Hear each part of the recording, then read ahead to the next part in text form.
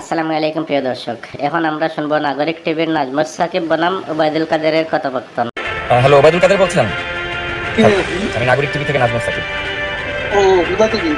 আমি আমেরিকা থেকে। আমরা ওই যে নাগরিক টিভি আমাদের চ্যানেল যে আছে। হ্যাঁ হ্যাঁ আমি জি জি আগেও চিন্তা করতাম, জি। তোমাকে আগেও আমি চিন্তা। আচ্ছা আচ্ছা, আপনি মনে হয় আমার ভিডিও দেখেছেন। হ্যাঁ দেখেছি। তো ওই যে আপনার একটা ইন্টারভিউ দেখলাম, মানে খুব ভাইরাল হলো একটা ইন্ডিয়ান গণমাধ্যমকে, আপনি একটা সাক্ষাৎকার দিয়েছেন। তো ওইটা নিয়ে একটু জানতে চাচ্ছিলাম আর কি। এই যে বলা হচ্ছে যে আপনি 5 আগস্টে নাকি ওই যে বাথরুমে আপনাকে পালিয়ে থাকতে হয়েছিল, তারপরে মানে ছাত্রদের সহায়তায় আপনি প্রাণে বেঁচে যান। তো বাড়ি অ্যাটাক করছি তখন, এছাড়া উপায় কি ছিল? মানে ছাত্ররা কি তাহলে আপনাকে রক্ষা করেছে? হ্যাঁ এটা তো ঠিক। কিন্তু অনেকে তো বলছে যে ওই সময় মানুষের মনে যে ক্ষোভ ছিল মানে আওয়ামী লীগের প্রতি বা আপনাদের প্রতি, তো সে সময় ছাত্ররা আপনাকে রক্ষা করবে, মানে এটা অনেকের কাছে মানে বিশ্বাসযোগ্য হচ্ছে না বিষয়টা। ওরা বলছে আপনার উপর রাখছি, কিন্তু আপনার সামনে এসে আমাদের আর পানি দিচ্ছে। তো এরপরে আপনি তাহলে 3 মাস তো দেশেই ছিলেন। হ্যাঁ ছিল। তো দেশ থেকে মানে তাহলে মানে গেলেন কিভাবে? ওখানে আপনাকে কারা সহযোগিতা করলো, এটা কি বলা যাবে? এটা কি বলা যায়? আচ্ছা। যেভাবে তল্লাশি, বাড়িতে বাড়িতে অভিযান, আত্মীয় স্বজনের বাড়িতে তল্লাশি, এসব একবারে চরমে। তো এটা তখন শরীরটা আমার একটু সমস্যা হয়ে পড়ছিল, কোনো ওষুধ খেতে হয়। ওষুধ খেলে আমি ভাবলাম যে অ্যারেস্ট হলে তো আমাকে ওষুধ খাওয়ানো হবে। তো অনেক কিছু চিন্তা করি আমি শেষ পর্যন্ত সিদ্ধান্ত নিলাম ওখানে আর থাকবো না। তো এই যে 3 মাস যে আপনি থাকলেন, তো এই 3 মাসে তো আপনি নিশ্চয়ই বুঝতে পেরেছেন যে মানে মানুষের মনে যে আপনাদের আওয়ামী লীগকে নিয়ে যে এত ক্ষোভ, এই ক্ষোভটা কি আপনি মনে করেন না যেটা যুক্তিযুক্ত ছিল? কারণ আপনারা এই যে 15.5 বছরে যা করলেন, আপনার কি মনে হয় না যেটা থেকে আপনাদের 15.5 বছরে পদ্মা তো আমরা করেছি, 3.5 বছরে মেট্রো রেলও তো আমরা করেছি, 7.5 বছরে 15 বছরে ঢাকা এলিভেটেড এক্সপ্রেস তো আমরা করেছি।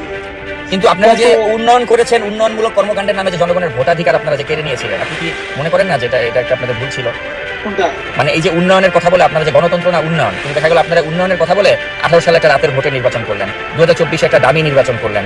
এই যে জনগণের যে ভোটের অধিকারটা কেড়ে নিয়েছিলেন, আপনি কি মনে করেন না যেটা আপনাদের একটা ভুল সিদ্ধান্ত ছিল? আলোচনার অপেক্ষা রাখে, সেগুলো চর্চা করার বিষয় আছে, আমাদেরও একটা দৃষ্টিকোণ আছে। কিন্তু আমরা যখন দেখি মোহাম্মদের দেশে দেশে গণতন্ত্রের স্বরূপ সব জায়গায় একরকম নয়। আমাদের দেশে অপোজিশন যে চেহারা, সেখানে আমাদেরকে একটা ইলেকশন লিগালি করতে হবে, সেটা আমরা করেছি। এটা কিন্তু উন্নয়নকেও আমরা দেশের মানুষ যা চায়। আজকে আপনি অপিনিয়ন করবেন, বেশিরভাগ লোক শেখ হাসিনা আবার আসবে এবং শেখ হাসিনাকে আমরা চাই, এই কথা আজকে মানুষের ইলেকশনটা হলে বুঝবে না। কিন্তু এটা তো আপনি যেহেতু আওয়ামী লীগ করেন আপনি সেটা বলছেন, মানুষ শেখ হাসিনাকে।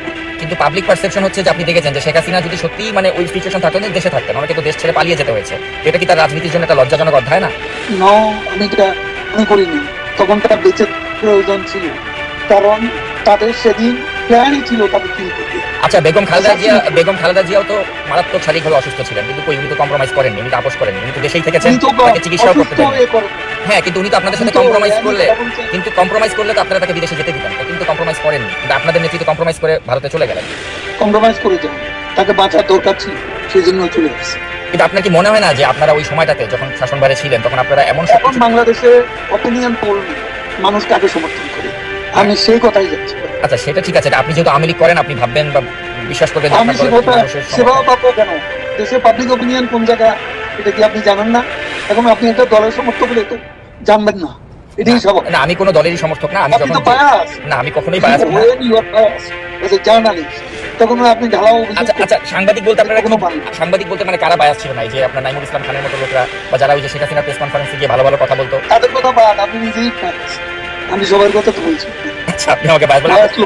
আপনি নিজেও তো সাংবাদিকতা করেছেন, তাই না? আপনি নিজেও জানেন যে সাংবাদিকদের কাজ হচ্ছে প্রশ্ন করা। আমি ওই প্রশ্নটাই আপনাকে করছি। তো সেজন্য প্রশ্ন করে লাভ তো নেই, প্রশ্ন করে যা নেবেন সেটা লিখতে পারবেন, কারণ আমি আওয়ামী লীগের জানছি, সেটা আপনি প্রচার করতে পারবেন না। আমি অবশ্যই প্রচার করতে পারবো, এবং আমি যেটা কথা আপনার সাথে হচ্ছে পুরোটাই আমি আনকাট প্রচার করবো। কিন্তু আমি যেটা জানতে চাই যে আপনাদের কি এখনো কোনো অনুশোচনা বা আত্ম উপলব্ধি হয়েছে যে আপনারা যা করেছিলেন সেগুলো সঠিক ছিল না? না, আমাদের আত্ম উপলব্ধি, আমাদের আত্মসমালোচনা থাকতে পারে, এবং সেটা নিয়ে আমরা চর্চা করব যখন আমরা দেশে থাকবো, এবং সেখানে আলোচনা করে ভুল হয়ে থাকে আমরা ভুল স্বীকার করব, সেটা দেশে বিদেশে বসে। কিন্তু দেশে কি যাওয়ার মতো বাস্তবতা আপনাদের হবে আদৌ? কারণ আপনাদের নেতাকর্মীরা সবাই তো মানে পলাতক বেশিরভাগই, কাউকেই তো আমরা দেখতে পাচ্ছি না। আদৌ কি দেশে আসার মতো কোনো সিচুয়েশন কখনো হবে আপনার মনে হয়? The sun rises every day, but the night before, out of this মানে আপনার enemy position, এখন আমরা যে অবস্থায় আছি we can get out of the gutter. হুম। আমি সেটাই মনে করি। না সেটা ঠিক আছে, আপনি আশা করি। আপনি গাটারে পড়ে গেছেন, গাটার থেকে you can get out of the gutter, ওই বিশ্বাসটা আপনার আছে, কিন্তু কথা হচ্ছে গাটারে আপনারা পড়লেন কেন? হ্যাঁ, I এই- can এই- get এই- out of the gutter। হ্যাঁ, তো ওই উপলব্ধিটা কি আপনাদের হয় যে গাটারে পড়লাম কেন? গাটারে পড়েছি নিজেদের স্বেচ্ছাচারিতার কারণে, ভোট চুরি করে ক্ষমতায় থাকার কারণে, অপোজিশনকে কোনো স্পেস না দেওয়ার কারণে। তো এই উপলব্ধিটা না আসলে কি আপনি মনে করেন যে বাংলাদেশ আসলে রাজনীতিতে প্রত্যাবর্তন করা সম্ভব? আমি আপনাকে বলছি, মানুষ এখন কেন মনে করছে, এমন আন্দোলনে যারা অংশ নিচ্ছে সেই জঙ্গি উত্থান, তারাও তো এখন কেন মনে করছে তারা ভুল করেছে। আচ্ছা, তাই যদি হয় তাহলে এই আন্দোলন সঠিক ছিল। মানুষ যদি আপনাদের পক্ষেই থাকে তাহলে আপনারা কেন দেশে আসছেন না? সময় হলে দেখবেন।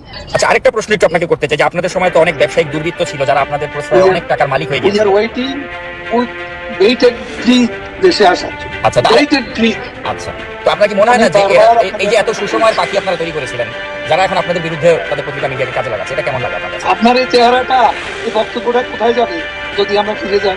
তখন আপনার খুশি হতে পারে। মানে কি আপনারা আবার ওই প্রতিহিংসার রাজনীতি করবেন যে যারা সমালোচনা ওইটা করছে? এখন একটু সেম একটা নিজের রাজনৈতিক একটা ক্যারেক্টার আছে, সেটা প্রকাশ করছে। না, আমি সাংবাদিক হিসেবে আপনাকে জাস্ট প্রশ্ন করছি, আমি কিন্তু কোনো আমার you are not journalist, you are bias, partial journalist. আচ্ছা, তাহলে বায়াস কে না ওই নাইমুল ইসলাম খানের মতো লোকরা? জার্নালিজমের একটা নিউট্রালিটি থাকে, এটা আপনার না। আপনি তো অ্যাটাক করতেছেন একটা পক্ষ হইয়া। ইউনিসের লোকেরা যেভাবে বলে, ফান্ডামেন্টালিস্টরা আজকে যেভাবে আমাদের বিরুদ্ধে বলে, আপনি তাদের সেই চিন্তা চেতনার প্রতিধ্বনি করছেন। আচ্ছা, এই ধরনের আমার সাথে কথা বলে লাভ নেই। আর আমাদের দল নিষিদ্ধ, এখন আপনি এটা তো প্রকাশ করতে পারেন না, তারপর আমি যেটা জানতে চাই আপনার কাছে শেষ পর্যন্ত, যে মানে আপনাদের কি মনে না। হচ্ছে আমার না জানার দরকার নেই। যে আপনারা জনগণের No, কাছে? I don't want to talk to you. আচ্ছা, আপনি প্রশ্ন করছেন তো প্রশ্নের মধ্যে আপনার পার্সিয়ালিটি প্রকাশ ঘটাচ্ছেন। আপনি একটা পলিটিক্যাল ক্যাম্পের সাথে সেটা প্রকাশ ঘটাচ্ছেন। প্রশ্ন এইভাবে করুন, একজন নিউট্রাল জার্নালিস্টের প্রশ্ন এরকম হয়। আচ্ছা, শেষ প্রশ্ন আপনাকে যেটা করতে চাই, তাহলে আপনারা কি কখনোই জনগণের কাছে আপনাদের অতীত কর্মকাণ্ডের জন্য ক্ষমা চাবেন না? আমি সে কথা জবাব দিয়েছি, শুনতে পাননি? আচ্ছা, আমরা যাই করবো দেশে গিয়ে করবো। ঠিক আছে, আমরাও আপনাদের দেশে আসার অপেক্ষায় থাকলাম। আপনি ভালো থাকবেন। তো তখন আর আপনার দেখা যাবে ও আচ্ছা, আপনারা প্রতিহিংসার রাজনীতি করবেন আর কি, যে আমাদেরকে দেশে আসলে একদম- না, আমরা তো করবো না।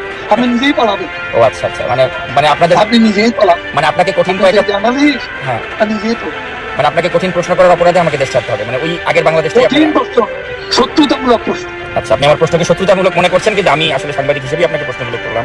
অনেক ধন্যবাদ সবাইকে।